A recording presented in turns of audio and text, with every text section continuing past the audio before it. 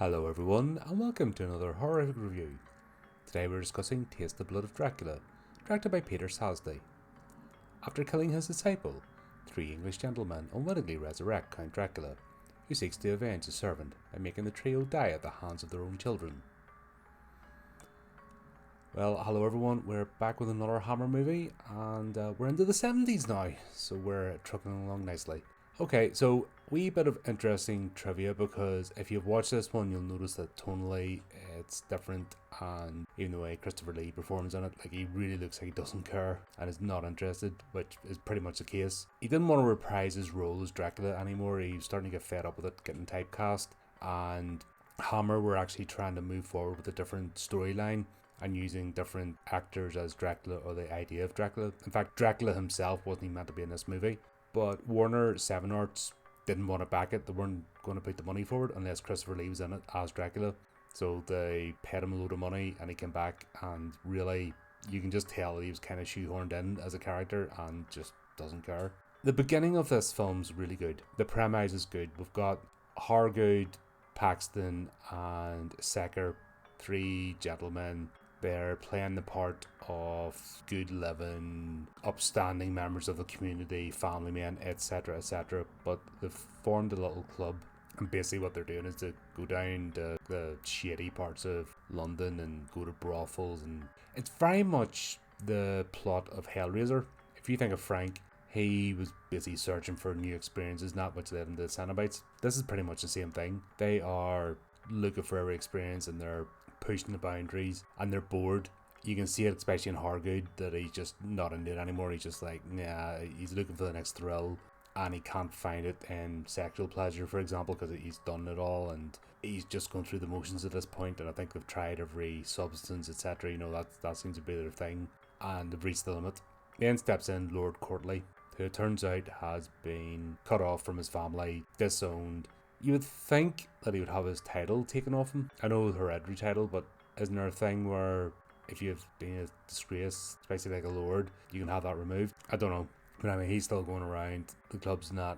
For him, it's more about just showing off, and it turns out that everyone's fascinated with him. So Hargood not invites him to supper, and this is where they basically approach him saying, we believe you take part in certain rituals, and you've been known for this and that, and we have reached the limit. Courtly's very playful with them, almost goading them and teasing them, because he knows they're desperate for the next experience. It's almost like they're drug addicts, you know, and they're looking for their next hit. Isn't that what they say about heroin? Like, the first hit's supposed to be the amazing one, and then that's why they spiral out of control, because they're always trying to get back to that first time, and they can't do it because the chemical stuff that happens messes with your head anyway, and it's never going to be the same as the first time, because that's the initial bonding or what.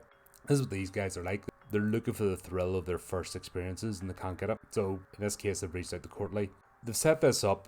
Should have went back to the start, but we'll do that now. We've got the character of Weller. He's a London trader, and they have him in a carriage. It was such a cheesy setup. It was almost cringeworthy. He's in a carriage. They're traveling. He gets attacked by the other two and kicked out. The fact that one of them was trying to rob him, but they threw his bags out as well, was a bit strange. But basically, they have him stumbling down onto the death of Dracula from Dracula Rises from the Grave.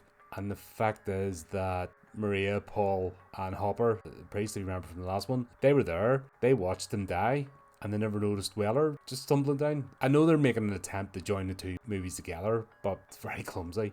I suppose that there has to be a bit of forgiveness for the time for this, but at the same time though, it's like, stop trying so hard. Didn't work. Maybe if he had come down afterwards, or saw him walking around, I don't know, it just felt forced. Needless to say, this is the last movie and how Dracula gets involved, because Weller collected his blood for some reason. He decided to collect his blood as well as his cloak and his signet ring and his badge, you know, his necklace thingy. I don't know there's a name for it, but I don't care. It says Dracula, you know. He's collected all this stuff, and all that time he hasn't sold it. He's still living like shit in his trading place, and he has this money and sitting there, and he hasn't managed to fence it off. Like, there's plenty of occultists at the time. I'm sure he would have got a pretty penny and been able to like get out of life. But anyway, it's very contrived. But the actual beginning of these three searching for experiences, and the fact that they go to Weller, and that Courtly doesn't want any money for himself, he just wants these items for the ritual. Up until this point, actually inviting him to the abandoned church with basically where Dracula died and taking part in the ritual, it was going well. And then the ritual itself happens. Paxton's like a mousy, nervous, like he doesn't fit in with this group, and they overdo his character, but the ritual was terrible. Like the Brides of Dracula ritual was much better. I don't know why they couldn't do it. There was no atmosphere, there was no dread. It just felt very forced, and then they wouldn't drink the blood. You know, when he reconstituted it with his blood, you'd think they would have done it into a chalice and he passed it. There's better ways to do it. It was just so contrived. But at the end of the day, they basically kill Courtly because he drinks the blood. He looks as if he's getting poisoned, and then they decide to beat him. And then they leave their canes. Like, they beat him with their canes and then they just drop them and run. Is that not kind of incriminating? Were those things not custom made back in the day with the gentry? So it says he had your signature on it? I don't know. This is where the movie just goes wrong, because I think the original idea was Courtney to come back and exact his revenge and have the power of Dracula. You know, by drinking the blood, he had the power of Dracula and was able to do it. Now, I think maybe if they'd got Christopher Lee as a voice in his head, instead of making him just back in the cape, we might have had something really interesting here. But then again, this is the beginning of the 70s. They're only starting to experiment with film. Like, it's not until about 74 that 70s era films really kick off, and we get what we get today, if that makes sense. You know, it's not really about then. Mid-70s film really steps up a gear. So we're still shackled by the constraints of the 50s and 60s and the way things are done, and not really very good storytellers. That's the thing. I'm noticing this a lot about the Hammer franchise, that the storytelling is very lackluster. If they had a bunch of better writers, actual storytellers, and just converted it to the screen, that's not really a massive cost in the scheme of things. Things are a lot better. But there we go. And then we have essentially the plot playing out. Dracula reconstitutes himself in Courtney's body and then begins his revenge and essentially starts taking over the children, corrupting them. When I say children, they're adult children, but this is the upper middle class, borderline aristocracy, where basically 25, 26 is still considered a child. Strange times. But that's what happens then. Dracula basically goes around, corrupts Alice, corrupts Lucy, kills Secker's son. As a, you know, just there's a line where he's like, "They killed my servant, now they will be destroyed." Dracula has never, especially Christopher Lee's Dracula, has never cared about his servants. They're just tools. That's always been the thing with the character, so why would he want revenge? I would understand if they'd taken something from him. And this is where the plot, Courtly wanting his revenge, would have made more sense. I'm starting to realise now they've done the character of Dracula wrong in the Hammer franchise. Christopher Lee can act, we know that. But he's never given a bloody chance. No wonder he got bored with the character, because all they do is they have him hissing and hiding in the shadows and that, but Dracula was a member of the Romanian aristocracy. He was a warrior, he was a leader, he was charming, and we see none of that with the Dracula character. Now I look back at this, and it's really disappointing.